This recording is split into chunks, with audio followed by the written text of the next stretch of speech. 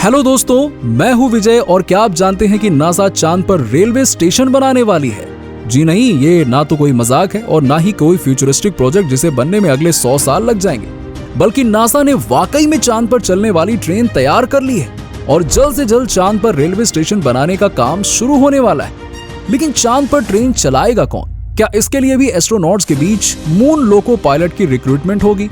और आखिर क्यों इस प्रोजेक्ट को दुनिया का सबसे खास रेलवे प्रोजेक्ट माना जा रहा है, जानेंगे इस दिलचस्प वीडियो में। तो चलिए चलते हैं चांद के इस रोमांचक सफर पर। दोस्तों, इमेजिन कीजिए कि आप अपने प्राइवेट स्पेस क्राफ्ट में बैठकर मून की ऑर्बिट में घूम रहे नासा के स्पेस स्टेशन के पास पहुंचते हो, जहां से एक लैंडर आपको नासा के मून बेस पर ले जाता है। यहाँ एक टैक्सी पहले से ही आपका इंतजार कर रही है और फिर आप उस टैक्सी में बैठकर चांद की सैर के लिए निकलते हो और किसी एक पर्टिकुलर जगह से अपने रिसर्च प्रोग्राम के लिए लूनर सॉइल और पत्थर इकट्ठा करते हो और उन्हें पास से जा रही नासा की ट्रेन पर लोड कर देते हो, जो उसे सीधा नासा के मून बेस पर ले आती है। सुनने में इम्पॉसिबल लगता है, राइट?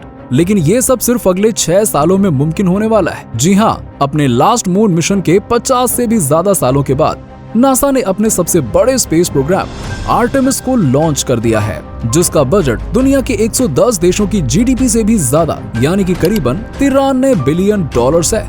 आर्टेमिस प्रोग्राम में नासा मून की ऑर्बिट में अपना separate space station, moon base, lunar taxis, fuel stations, launch pads और पूरी ह्यूमन कॉलोनी ही बनाने वाली है, जिसमें सबसे खास है मून रेलवे प्रोजेक्ट, जिसका नाम है फ्लोट यानी flexible levitation on a track, जिसमें लेविटेशन का मतलब है हवा में होल्ड करके रखना। यानी इस ट्रेन के लिए चांद पर रेलवे ट्रैक्स नहीं बिछाए जाएंगे, बल्कि ये ट्रेन वाकई में फ्लोट यानी कि हवा में तैरते हुए ट्रेवल करेगी। मगर कैसे, आइए जानते हैं। दोस्तों, इस सिस्टम में नासा एक्चुअल ट्रेन के डिब्बों की जगह रोबोटिक ट्रेस का इस्तेमाल करने वाली है, जो मैग्नेटिक सिस्टम का इस्तेमाल करके चांद की सतह पर ग्लाइड करते हुए आगे बढ़ेगी।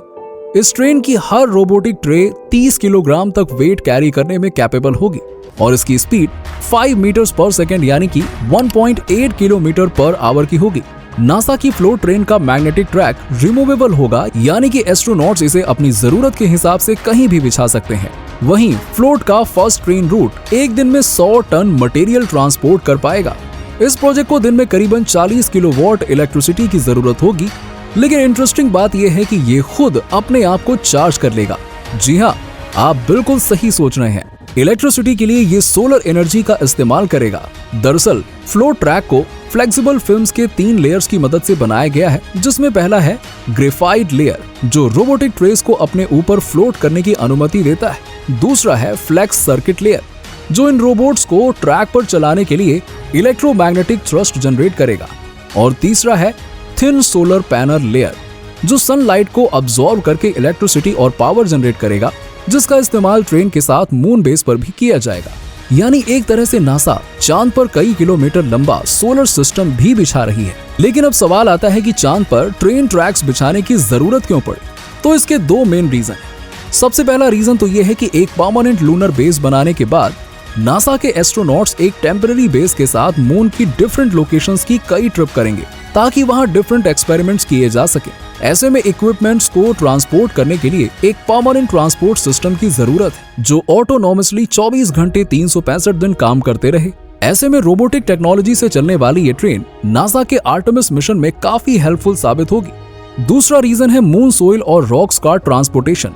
दोस्तों, धरती की तरह ही चांद की सतह पर भी लूनर सोइल के साथ कई छोटे बड़े सॉलिड रॉक्स मौजूद हैं, जिनकी लेयर को रेगोलिथ नाम से जाना जाता है। इसरो के चंद्रयान 1, चंद्रयान 3 नासा के लूनर रिकॉनेसेंस ऑर्बिटर है और 1970s के मून सैंपल कलेक्शन मिशन से ये पता लगा है कि शायद चांद की रेलोगिथ लेयर में पानी, ऑक्सीजन और हाइड्रोजन लिक्विड फॉर्म में मौजूद हो सकते हैं। और अगर ऐसा हुआ तो हमारे लिए मून पर ह्यूमन कॉलोनी बनाना काफी आसान हो जाएगा, क्योंकि फिर हमें धरती से पानी ले जाने की जरूरत नहीं होगी। चांद के पानी से हम वहां कंटेनर फार्मिंग भी कर सकते हैं, ऑक्सीजन से सांस ले सकते हैं और हाइड्रोजन का इस्तेमाल रॉकेट फ्यूल के तौर पर कर सकते हैं। यानी इंसानों के लिए चांद पर बसने की सभी जरूरी चीजें वहीं मिल जाएंगी। लेकिन इसके लिए हमें रेगोलिथ के सैंपल्स को काफी स्टडी करना होगा और उसमें से वाटर, ऑक्सीजन और हाइड्रोजन निकालने की टेक्नोलॉजी भी डेवलप करनी होगी। ऐसे में चांद के अलग अलग इलाकों से नासा के मून बेस पर रेगोलिथ के सैंपल्स भेजने में मून रेलवे ही सबसे ज्यादा काम आएगा। वहीं जब हम रेगोलिथ से पानी निकालने में कामयाब हो जाएंगे तो भी हमें रोजाना कई टन रेगोलिथ को नासा के मून बेस पर लाना होगा, जिससे हम प्रोसेस को स्पीड अप कर सकें। लेकिन धरती की तरह चांद पर तो इंसान मजदूरी नहीं कर सकते, क्योंकि एक तो वहां ग्रेविटी कम है और एटमॉस्फेयर में ऑक्सीजन भी नहीं है। ऐसे में 30 से 40 किलो के सूट पहनकर काम करना काफी मुश्किल होता है। इसीलिए हमें आर्टिफिशियल इंटेलिजेंस रोबोट्स की ही मदद लेनी पड़ेगी। ऐसे में कुछ आर्टिफिशियल रोबोटिक आर्म्स चांद से रेगोलिथ को कलेक्ट करके ट्रेन की रोबोटिक ट्रेस पर लोड करेंगे और ये ट्रेस ट्रैक पर फ्लोट करते हुए रेगोलिथ को बेस पर ले आएंगे, जहां इसके लिए एक रेलवे स्टेशन भी बनाया जाएगा। अब आपको बता दें कि नासा ने इस ट्रेन का वर्किंग सैंपल तो बना लिया है और फिलहाल इसे अर्थ पर ही टेस्ट किया जा रहा है। और 2026 में जब आर्टेमिस प्रोग्राम के एस्ट्रोनॉट्स की पहली टीम अपने मून मिशन को सक्सेसफुली पूरा करेगी, उसके बाद स्पेसक्राफ्ट के जरिए इस ट्रेन का फाइनल मॉडल चांद पर भेज दिया जाएगा।